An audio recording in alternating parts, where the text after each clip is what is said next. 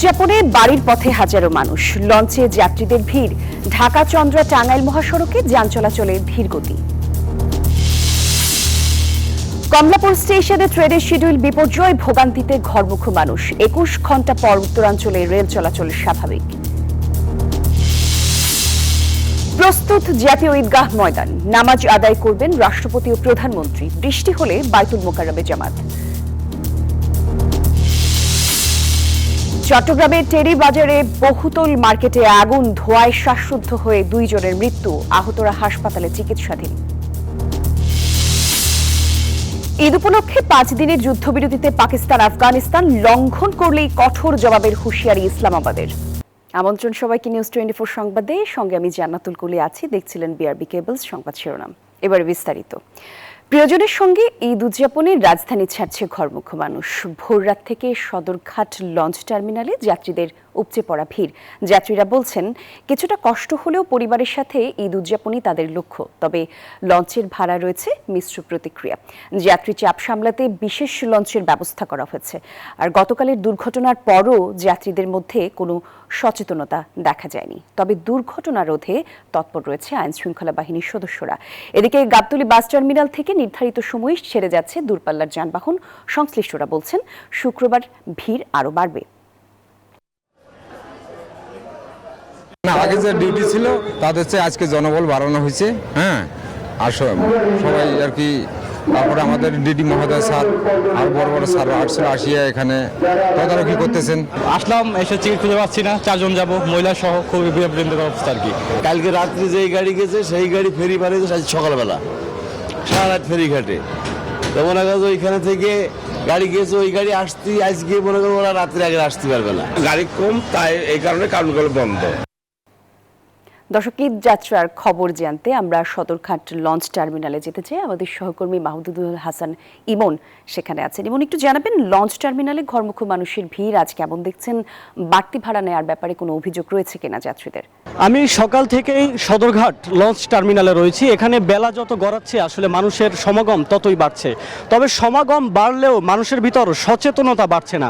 আমি যদি আপনাকে একটু দেখাতে চাই, কিছুক্ষণ আগেই আমার এই সামনের লঞ্চটি এসে ঘাটে ভেড়ে, এবং ঘাটে ভেড়ার সাথে সাথেই সিঁড়ি দেওয়ার আগেই মানুষজন আসলে হুমড়ি খেয়ে উঠে পড়ে।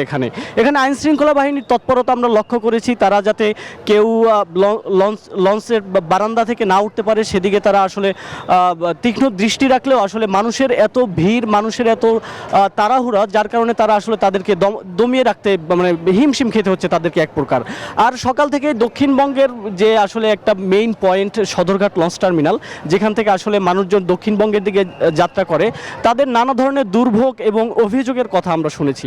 তারা যেটা বলছে যে আসলে লঞ্চ অতিরিক্ত যাত্রী বহন করছে, এবং যে কেবিনের ভাড়া ৩,০০০ টাকা, সেই কেবিনের ভাড়া তারা চাচ্ছে ৮,০০০ টাকা পর্যন্ত।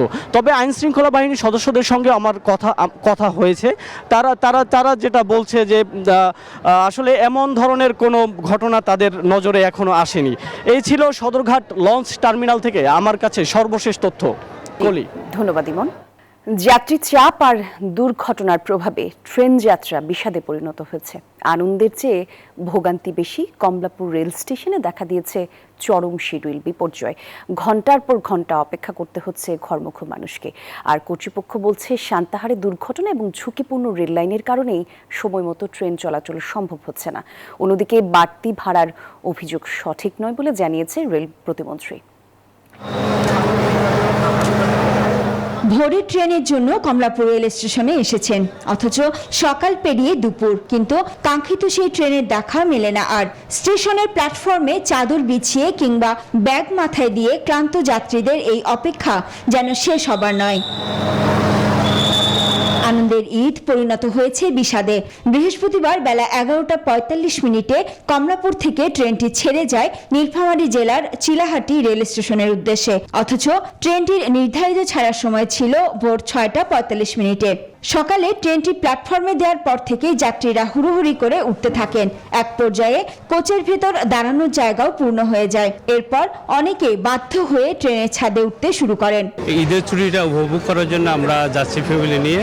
খুব ভালো লাগতেছে, কিন্তু একটু বিষয় হলো আমাদের যে ট্রেনের যে যাওয়ার ব্যবস্থাপনাটা আর একটু ভালো হওয়া দরকার ছিল। 1 ঘন্টা 20 মিনিটের মতন লেট করে তারপরে ছাড়ছে। হঠাৎ এমন শিডিউল বিপর্যয়ের কারণ জানতে কথা হয় স্টেশন ম্যানেজারের সাথে। তিনি জানালেন ট্রেনের বিভিন্ন সমস্যার কথা। আমাদের যে সক্ষমতা আছে হয়তো এই এত শর্ট টাইমে এত ব্যাপক জনগোষ্ঠীকে তাদের বিভিন্ন গন্তব্যে পৌঁছে দেওয়া আমাদের জন্য দুরূহ। এদিকে সকালে কমলাপুর রেল স্টেশন পরিদর্শন করেন রেল প্রতিমন্ত্রী হাবিবুর রশিদ হাবিব। দুর্ঘটনার দায় সরকারের বলেও মেনে নেন রেল প্রতিমন্ত্রী। ট্রেনের সময় বিপর্যয় ঘটেছে, বিশেষ করে সবগুলি না, 2টি ট্রেন, একতা এবং নীলসাগর। আপনাদের কোনো রকম সমস্যা হচ্ছে কিনা, ভাড়া দ্বিগুণ নেওয়া হচ্ছে কিনা, এরকম অভিযোগ কিন্তু আমাদেরকে কোনো যাত্রী দেয়নি। সর্বোচ্চ পর্যায় থেকে রেলের মাঠ পর্যায়ে কর্মকর্তাবৃন্দ সবাই মাঠে সক্রিয় রয়েছেন। কোথাও কোনো ঘটনা হলে আমরা যারা দায়িত্ব রয়েছে আমরাও সার্বক্ষণিক বিভিন্ন জায়গায় যাচ্ছি। শিডিউল বিপর্যয়ের জন্য যাত্রীদের ভোগান্তি লাঘবে সরকার সর্বোচ্চ চেষ্টা করছে বলেও জানিয়েছে রেল কর্তৃপক্ষ। শাফিয়া রাসনা, নিউজ 24, ঢাকা। এই মুহূর্তে কমলাপুর রেল স্টেশনের খবর সরাসরি আপনাদের জানাতে চাই। দর্শক, আমাদের সহকর্মী শিহাব জাহিদ আছেন কমলাপুর রেল স্টেশনে। জাহিদ, শিডিউল বিপর্যয়ের সঠিক কারণ সংশ্লিষ্টরা কি বলছে জানাবেন, যাত্রীদের ভোগান্তির চিত্র কেমন দেখছেন সেই তথ্য যদি একটু জানাতেন। দেখুন, এই যে আজকের যে শিডিউল বিপর্যয়ের যে বিষয়টি বলা হচ্ছে, সেখানে মূলত 2টি ট্রেনের শিডিউল আসলে বিপর্যয় হচ্ছে এবং অন্যান্য যেই আরও 4টি শিডিউলের কথা বলা হচ্ছে সেইগুলো কিন্তু খুব বেশি নয়, 1 ঘন্টা বা তার কিছু বেশি সময়, খানিক সময় পার হচ্ছে। কিন্তু বাকি যে 2টি ট্রেন রয়েছে সেই 2টি ট্রেনই কিন্তু আসার কথা ছিল সকালে, কিন্তু তারা আসছেন বিকেলে।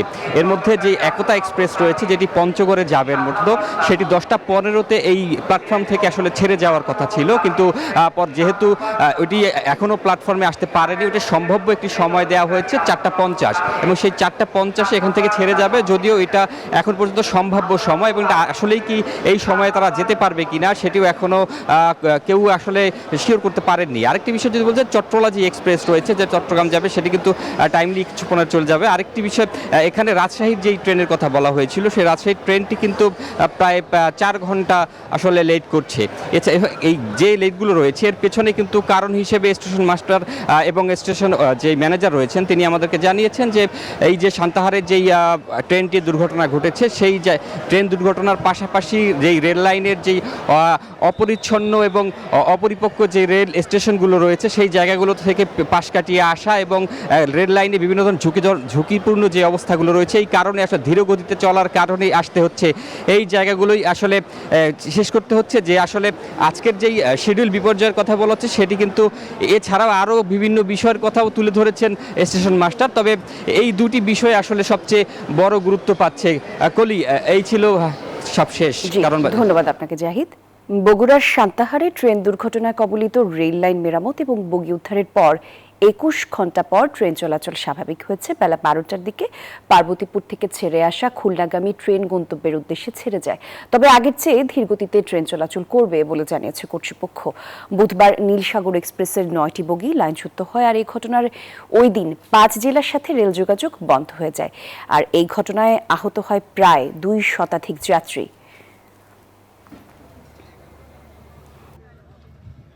সড়কপথে যানবাহনের চাপ কয়েক গুণ বেড়ে যাওয়ায় যমুনা সেতুর পূর্ব থেকে রাবনা বাইপাস পর্যন্ত প্রায় 20 কিলোমিটার এলাকা জুড়ে ধীর গতিতে চলছে যানবাহন। আমাদের সহকর্মী আমাদের সঙ্গে যুক্ত হবেন একে একে এবং তাদের কাছ থেকেই জানবো সড়কের অবস্থা। শুরুতেই যেতে চাই সহকর্মী নাজমুল হুদার কাছে। নাজমুল, একটু জানাবেন মহাসড়কের এই মুহূর্তে কি অবস্থা দেখছেন? বলি, আপনাকে ধন্যবাদ। এই মুহূর্তে রয়েছি গাজীপুরের চন্ডাতে এবং চন্ডাতে কিন্তু আমরা দেখেছি সকাল থেকে এখন পর্যন্ত যে তীব্র আকারে যে যানজট, সেই যানজটটি আপনি দেখছেন। যদি আপনাকে দেখাতে চাই যে এই চন্ডার মোড়ের থেকে আপনার যেটা নবীনগর চন্ডা মহাসড়ক, সেই সড়ক থেকে যে জয়দেবপুর থেকে যে টাঙ্গাইল গেছে, এই সড়কের অবস্থা যদি আপনার দেখাই যে এখন কিন্তু যে ধীর গতিতে গাড়ি চলছে এবং দীর্ঘ লাইন ধরে কিন্তু গাড়ি চলছে। এই সড়কের বিভিন্ন পয়েন্টে কিন্তু আপনার যানজট, এবং আমরা দেখেছি বাম লেনের অবস্থা কিন্তু যদি আপনার দেখাতে চাই যে দীর্ঘ সারি রয়েছে এবং ডান পাশের লাইনও কিন্তু একই রকমের, এবং যেটি নবীনগর থেকে চন্ডার যে সড়কটি, সেই সড়কে কিন্তু ট্রাকে করে আমরা দেখছি যে পণ্যবাহী যে ট্রাক, অর্থাৎ পরিবহন সংকট হওয়ার পরে এবং কাউন্টারের টিকিট না পেয়েই আসলে বাচ্চা এবং বৃদ্ধ নারী একসঙ্গে কিন্তু তারা পণ্যবাহী যে ট্রাক, সেই ট্রাকে কিন্তু জীবনের ঝুঁকি নিয়ে কিন্তু এভাবেই তারা কিন্তু পারাপার হচ্ছে। এবং আমরা যদি একটু দেখানোর চেষ্টা করব, যে ক্যামেরা দিয়ে একটু দেখানোর চেষ্টা করব, ট্রাক ভরে ভরে কিন্তু এখন যাচ্ছে এবং সেখানে কিন্তু পলিথিন বিছিয়ে এবং সেখানে পলিথিন এবং তাঁবু টানিয়ে কিন্তু আপনার যদি দেখায় যে ত্রিপল টানিয়ে কিন্তু সেই একই রকমের অবস্থায় কিন্তু এভাবে গাদাগাদি করে তারা যাচ্ছে, কেউ শুয়ে কেউ বসে, এভাবেই আসলে জীবনের ঝুঁকি নিয়ে রোদ বৃষ্টির মধ্যেই কিন্তু তারা বাড়িতে যাবে, পরিবারের সাথে ঈদ করবে এবং ঈদের যে আনন্দ সেটা ভাগাভাগি করে নিতে কিন্তু তারা যথাসময়ের মধ্যে আসলে বাড়িতে পৌঁছানোর জন্যই কিন্তু তারা আসলে মূলত বের হয়েছে। এবং এই অঞ্চলের যেসব শ্রমিকরা রয়েছে সেসব শ্রমিকরা কিন্তু বের হয়ে গেছে এবং আপনারা জানেন যে শনিবারে ঈদ, সে কারণে কিন্তু মূলত তারা বের হয়েছে এবং এখন তারা বের হয়ে যাবে এবং বাড়িতে যাবে, বাড়িতে পরিবারের সাথে ঈদ করতে কিন্তু তারা আসলে এখন বাড়িতে যাচ্ছে এবং এক কথায় নারীর টানে বাড়ি ফিরতে শুরু করেছে হাজারো যাত্রী, এখনও কিন্তু বাস কাউন্টারগুলোতে অপেক্ষা করছে। এই ছিল আমার কাছে ঘরে ফেরা মানুষের সর্বশেষ। একই খবর জানতে আমার আর এক প্রান্তে রয়েছে জাহাঙ্গীর আলম, যাচ্ছি তার কাছে। জাহাঙ্গীর। ধন্যবাদ নাজমুল। আপনি যেমনটি বলছিলেন, ঈদের মাত্র আর একদিন বাকি, সকল বাধা ছাপিয়ে নারীর টানে বাড়ি ফিরছে ঘরমুখো মানুষ। তবে সকাল থেকে আমরা যেটা লক্ষ্য করেছি যে সকাল থেকে কিন্তু তীব্র যানজটের সংখ্যা আমরা দেখেছি এবং যানবাহন এবং যাত্রীর চাপও কিন্তু সকাল থেকে রয়েছে। এখন পর্যন্ত কিন্তু ঢাকা ময়মনসিংহের যে মহাসড়ক, সেই মহাসড়কটিতে কিন্তু যানবাহনের চাপ এবং যাত্রীর চাপ রয়েছে। তবে গাজীপুরের মহাসড়কগুলির বিভিন্ন পয়েন্টে কোথাও যানজটের সৃষ্টি হয়েছে, আবার কোথাও থেমে থেমে কিন্তু যানবাহন চলছে। তবে সকল কিছু মিলিয়ে যে সাধারণ যে মানুষ, ঘরমুখী মানুষ, তারা কিন্তু নির্বিঘ্নেই বাড়ি ফিরতে শুরু করেছে। আমরা সকাল থেকে লক্ষ্য করেছি ট্রাক, বাস এবং বিভিন্ন পরিবহনে কিন্তু তারা বাড়ি যাচ্ছে এবং আইনশৃঙ্খলা বাহিনী যারা রয়েছে তারা বলছেন তারা কিন্তু সচেষ্ট রয়েছে। যতক্ষণ পর্যন্ত ঘরমুখী মানুষ বাড়ি না ফিরবে ততক্ষণ পর্যন্ত কিন্তু তারা মহাসড়কগুলো থাকবে। তো এই ছিল আমার কাছে গাজীপুরের মহাসড়ক থেকে ঈদ যাত্রার সর্বশেষ তথ্য। মলি। জি, ধন্যবাদ। ঈদ উল ফিতরের প্রধান জামাতের জন্য প্রায় প্রস্তুত জাতীয় ঈদগাহ। রাষ্ট্রপতি মোহাম্মদ শাহাবুদ্দিন এবং প্রধানমন্ত্রী তারেক রহমান জাতীয় ঈদগাহে প্রধান জামাতে অংশ নেবেন। আর এই জামাত হবে ঈদের দিন সকাল 8:30টায়। বৃহস্পতিবার সকালে ঈদগাহ পরিদর্শনের পর এমন তথ্য জানান ঢাকা দক্ষিণ সিটির প্রশাসক মোহাম্মদ আব্দুস সালাম।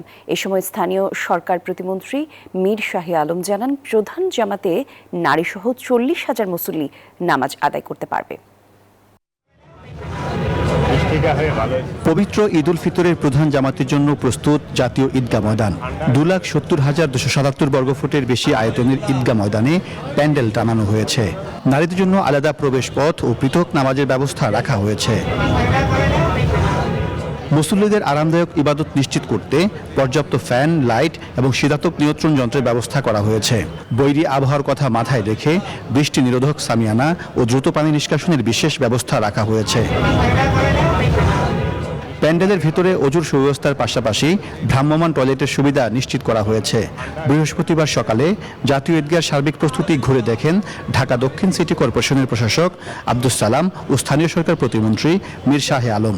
পরে আব্দুস সালাম জানান, জাতীয় ঈদগাহের সব প্রস্তুতি প্রায় শেষ। এবারের ঈদ জামাতে প্রধানমন্ত্রী তারেক রহমান অংশ নেন বলে জানান তিনি। আমাদের এইখানে প্রথম যে জামাত সকাল 8:30টায় অনুষ্ঠিত হবে, সেটা মাননীয় প্রধানমন্ত্রী সেখানে আমাদের সাথে একসাথে জামাতে নামাজ পড়বেন।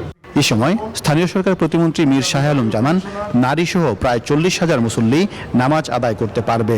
পুরুষ এবং মহিলা মিলে সব সহ কম বেশি প্রায় 40,000 মুসল্লিদের এখানে নামাজের ব্যবস্থা থাকবে। ঈদ জামাতের সার্বিক নিরাপত্তা নিশ্চিতে ময়দানের ভিতর ও বাহিরে সিসিটিভির মাধ্যমে পর্যবেক্ষণ করা হবে। নিরাপত্তার স্বার্থে ব্যাগ, ধারালো অস্ত্র ও দাহ্য পদার্থ আনা যাবে না বলে জানিয়েছেন ডিএমপি কমিশনার। জাতীয় ঈদগাহে ঈদের জামাতে কয়েক স্তরে নিরাপত্তা ব্যবস্থা তৈরি করা হবে। প্রবেশ গেট সমূহে তল্লাশির জন্য আর্চওয়ে এবং মেটাল ডিটেক্টর থাকবে। ঈদগাহ ময়দানে ঢাকার বিভাগীয় কমিশনার শরফুদ্দিন আহমেদ জানান, ঈদের দিন সকালে টানা আধা ঘন্টার বেশি বৃষ্টি হলে জাতীয় ঈদগাহর পরিবর্তে বাইতুল মোকাররমে ঈদের প্রধান জামাত অনুষ্ঠিত হবে সকাল 9টায়। বৃষ্টির সম্ভাবনা আবহাওয়া অফিস থেকে পাওয়া গেছে। এই পরিমাণ বৃষ্টিতে আশা করছি যে আমরা ঈদের জামাত বিঘ্নিত হবে না। তারপরেও যদি বৃষ্টির পরিমাণ অনেক বেশি হয়ে যায়, সেই ক্ষেত্রে আমাদের ঈদের জামাতটা স্থানান্তরিত বাইতুল মোকাররম মসজিদে অনুষ্ঠিত হবে। জাতীয় ঈদগাহে প্রধান জামাতে রাষ্ট্রপতি, প্রধানমন্ত্রী ছাড়াও প্রধান বিচারপতি, মন্ত্রিপরিষদের সদস্য, কূটনৈতিক ব্যক্তিবর্গ ও সরকারের উচ্চপদস্থ ব্যক্তিরা অংশ নেবেন। সাইফুল ইসলাম, নিউজ 24, ঢাকা। ঈদের দিন রাজধানী সহ সারা দেশে বৃষ্টি হবে, তবে মুষলধারায় নয়, থেমে থেমে ঘণ্টাব্যাপী বৃষ্টি হবে। সাথে কালবৈশাখী ঝড় এবং বজ্রসহ শিলাবৃষ্টিও হতে পারে, এমনটাই জানিয়েছে আবহাওয়া অফিস। আর দেশের পশ্চিমাঞ্চলে সকালে এবং পূর্বাঞ্চলে বিকেলে বৃষ্টি হবে বলে আভাস দেওয়া হয়েছে। বুধবার রাতে কালবৈশাখী ঝড়ের কবলে পড়ে এভাবে আতঙ্কিত হয়ে পড়েন ঈদের ছুটিতে লঞ্চ যোগে বাড়ি ফেরা মানুষ। এই আতঙ্ক সহসা কাটছে না। আবহাওয়া অফিস বলছে, ঈদের দিন দেশ জুড়ে বৃষ্টির সম্ভাবনা রয়েছে, সাথে কালবৈশাখী ঝড়। এতে নাতিশীতোষ্ণ আবহাওয়ায় ঈদের আনন্দ কিছুটা ফিকে করতে পারে এক পশলা বৃষ্টি। ঈদের দিন সারা দেশে বৃষ্টিপাতের সম্ভাবনা রয়েছে, তবে এখানে ভারী বা অতি ভারী বৃষ্টিপাতের আমরা আশঙ্কা করছি না। অর্থাৎ বজ্রপাত, কালবৈশাখী ঝড়, কোথাও কোথাও বিক্ষিপ্ত বা শিলাবৃষ্টি হতে পারে। ঈদের খুশির মাঝে বাগড়া দিতে পারে আকাশ থেকে ঝরা জল, তবে এই বৃষ্টি সবখানে একসাথে হবে না। পশ্চিমাঞ্চলে সকালের দিকে বৃষ্টির সম্ভাবনা থাকলেও পূর্বাঞ্চলে তা হতে পারে বিকেলে। দেশের পশ্চিমাঞ্চলে সকালের দিকে বৃষ্টিপাতের একটা সম্ভাবনা রয়েছে এবং পূর্বাঞ্চল অর্থাৎ ময়মনসিংহ, সিলেট, চিটাগাং ডিভিশনের দিকে বিকেলের দিকে বা সন্ধ্যার দিকে বৃষ্টিপাতের একটা সম্ভাবনা দেখা যাচ্ছে। স্থায়িত্ব খুব বেশি না হলেও আধা থেকে 1 ঘন্টায় ভিজিয়ে দিতে পারে চারপাশ। সেই সাথে শঙ্কা রয়েছে বজ্রপাত সহ শিলাবৃষ্টির। একটানা বৃষ্টিপাত হওয়ার সম্ভাবনা নেই এবং সারা দেশে যে একসঙ্গে বৃষ্টিপাত হবে এটাও না। 20 তারিখে রাত্রে বৃষ্টিপাতের বিভিন্ন জায়গায় বৃষ্টিপাতের সম্ভাবনা রয়েছে। তিলোত্তমার ঢাকাও বাদ যাচ্ছে না এই তালিকা থেকে। রাজধানীতে বৃষ্টির দেখা মিললেও দিনের বেলা তা তুলনামূলক কম থাকবে, তবে কালবৈশাখীর ঝাপটা এড়িয়ে যাওয়ার সুযোগ নেই। বৃষ্টি না হয়তো ভালো হয়, অনেক জার্নি করে কষ্ট করে যাতায়াত করতেছি। শিশুদের জন্য তো সমস্যা, যেমন শিশুরা একটু বেড়াতে চায়, ঘুরতে চায়। তাই ঈদের আনন্দ উপভোগ করতে ছাতাটা সাথে রাখাই হবে বুদ্ধিমানের কাজ। মাসুদ সুমন, নিউজ 24, ঢাকা। প্রেমঘটিত দ্বন্দ্বের জেরে খুলনার শীর্ষ সন্ত্রাসী সাজিদের নির্দেশে রাকিবুল ইসলাম রাকিবকে হত্যা করা হয়েছে, এই তথ্য জানিয়েছে রমনা বিভাগের ডিসি মাসুদ আলম। দুপুরে ডিএমপি মিডিয়া সেন্টারে প্রেস ব্রিফিং এসব কথা জানান তিনি। 5 জনকে যে অ্যারেস্ট করা হয়েছে, এর মধ্যে 4 জন ছিল মোটামুটি একেবারে সরাসরি কিলিং মিশনের সাথে যে শুট করেছে তার নাম ছিল আলামিন। তো আলামিনকে আমরা এখনো পর্যন্ত ধরতে পারি নাই। যে 3 জনকে আমরা ধরেছি, এই 3 জনই হচ্ছে কোপাইছে, কোপানো যেটা চাপাতি এবং চাকু দিয়ে যেটা এলাপাতে কোপাইছে, 3 জনই ছিল। আর সাগরও ছিল ওইখানে, কিন্তু সাগর কোপায়নি, বা সাগর ওইখানে ওদের একসাথেই ছিল। চট্টগ্রামের টেরিবাজারের একটি বহুতল ভবনের মার্কেটে অগ্নিকাণ্ডে 2 জনের মৃত্যু হয়েছে।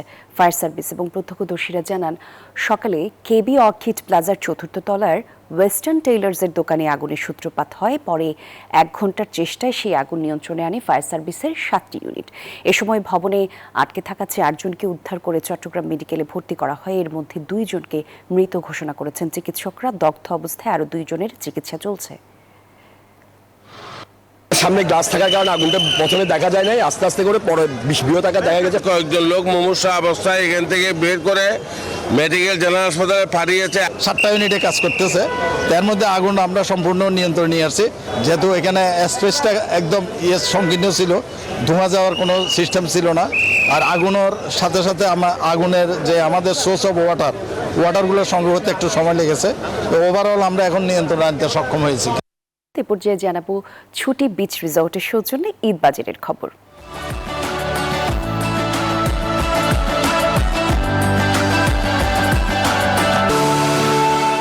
রাজধানীর বিপণী বিতানগুলোতে শেষ সময়ে ব্যাপক জমজমাট ঈদের কেনাকাটা। আরও জানাতে বসুন্ধরা সিটি শপিং কমপ্লেক্স থেকে আমাদের সহকর্মী মামুন ইসলাম আমাদের সঙ্গে যুক্ত হবেন। মামুন, একটু জানাবেন ঈদের আগে একদম শেষ সময় বলা চলে, এই সময় ক্রেতারা কি কি পণ্য কিনছেন, দরদাম নিয়ে কোনো অভিযোগ ক্রেতাদের আছে কিনা সেই তথ্য জানাবেন। বসুন্ধরা সিটি কমপ্লেক্সের হচ্ছে দেশে 10 যে আউটলেটটি রয়েছে সেই আউটলেটটি আপনি যদি আমার হচ্ছে একটু পিছনে দেখতে পারেন, কিন্তু মানুষের আনাগোনা কিন্তু বাড়ছে সময়ের সাথে সাথে। গেট খোলার পরে কিন্তু মানুষের আনাগোনা আমরা বেশ চোখে পড়ছিল এবং হচ্ছে আমরা কিন্তু দেখতে পাচ্ছি এখানে বিভিন্ন যে কাপড়গুলো রয়েছে সেগুলো কিন্তু হাতে তৈরি এবং বিক্রেতারা কিন্তু বলছিলেন যে হচ্ছে আগের বারের তুলনায় এই বছর তাদের বিক্রি ভালো হয়েছে এবং যেহেতু ঈদের আর বাকি মাত্র একদিন, এই একদিনে কিন্তু তারা আশা করছেন এই একদিনও তাদের ক্রেতাদের সন্তুষ্ট করার জন্য তারা কিন্তু কাজ করে যাবেন এবং চান রাত পর্যন্ত শেষ পর্যন্ত তারা কিন্তু তাদের আউটলেটগুলো খোলা রাখবে এবং বিভিন্ন পরিবার কিন্তু তার পরিবার পরিজন নিয়ে কিন্তু এসেছেন তাদের এই শেষ সময়টা বাচ্চাদের জন্য কাপড় চোপড় কিনে দেওয়ার জন্য। এবং আমরা কিন্তু এখানে দেখতে পাচ্ছি যে নানা রকমের রং বেরঙের কিন্তু হচ্ছে পোশাক আমরা এখানে দেখতে পাচ্ছি এবং দিন বাড়ার সাথে সাথে কিন্তু হচ্ছে মানুষ বাড়তে শুরু করছে বলে আমরা দেখছি। তো রাজধানী থেকে আমার কাছে এই ছিল শপিং মলের শেষ আপডেট। ধন্যবাদ মামুন। জানাবো আন্তর্জাতিক খবর।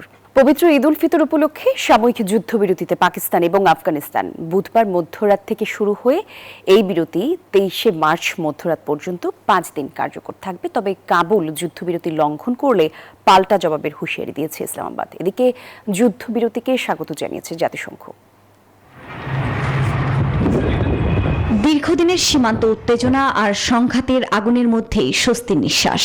পবিত্র ঈদ উল ফিতর উপলক্ষে রক্তক্ষয়ী সংঘাত থামিয়ে সাময়িক যুদ্ধবিরতিতে সম্মত হয়েছে পাকিস্তান ও আফগানিস্তান। দুই দেশ জানিয়েছে সৌদি আরব, কাতার ও তুরস্কের অনুরোধেই এমন সিদ্ধান্ত। স্থানীয় সময় বুধবার মধ্যরাত থেকে শুরু হয়ে এই বিরতি কার্যকর থাকবে 23শে মার্চ মধ্যরাত পর্যন্ত।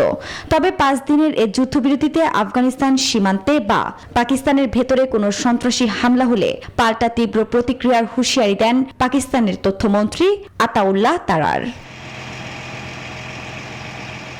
এর পরপরই পাকিস্তানের বিরুদ্ধে সামরিক অভিযানের সাময়িক বিরতির বিষয়টি নিশ্চিত করেন আফগানিস্তানের তালেবান সরকারের এক মুখপাত্র। যুদ্ধ বন্ধ হলেও প্রিয়জনকে হারিয়ে অনেকেই দিশেহারা। কাবুলের আশ্রয় কেন্দ্রগুলোতে তাদের খুঁজে বেড়াচ্ছেন স্বজনরা।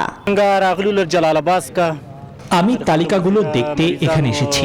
জানি না তার নাম তালিকায় আছে কিনা, সে বেঁচে আছে না মারা গেছে তাও আমি জানি না। ঈদকে সামনে রেখে পাকিস্তান আফগানিস্তানের যুদ্ধবিরতির এই সিদ্ধান্তকে স্বাগত জানিয়েছে জাতিসংঘ। এর মেয়াদ আরো বাড়ানোর আহ্বানও জানায় সংস্থাটি। গণমাধ্যম জানায় গত 2 বছরে একাধিকবার সংঘাতে জড়িয়েছে কাবুল, ইসলামাবাদ। হতাহত হয়েছে বহু মানুষ। আফরিন মৌ, নিউজ 24। আর এই ছিল নিউজ 24 সংবাদে এতক্ষণ সঙ্গে ছিলেন যারা। ধন্যবাদ সবাইকে।